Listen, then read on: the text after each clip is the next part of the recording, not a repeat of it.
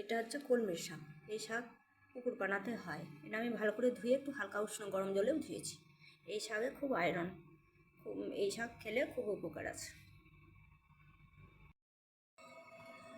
তেলটা গরম হয়ে গেছে, এবার আমি রসুনটা দিচ্ছি। এবার কাঁচা লঙ্কা দিলাম, একটু কালো জিরে দিলাম, এবার শাকটাকে দিয়ে দিলাম,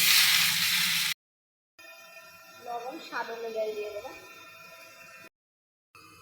সামান্য হলুদ দিচ্ছি।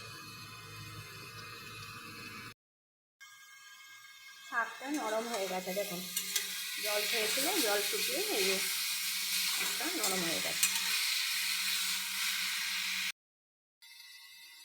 এই শাকটা হয়ে গেছে, এবার আমি নামিয়ে নেব। এই শাকটা আমি রসুন দিয়ে করেছি, আপনারা শুকনো লঙ্কা পাঁচফোড়ন দিয়েও করতে পারেন, কালো জিরে কাঁচা লঙ্কা দিয়েও করতে পারেন, দুটোই ভালো লাগবে। এই দেখুন শাকটা আমি নামিয়ে নিয়েছি। এইভাবে রান্না করে গরম ভাতে খাবেন, খুব ভালো লাগবে। ভালো লাগলে সাবস্ক্রাইব করবেন, লাইক করবেন, শেয়ার করবেন।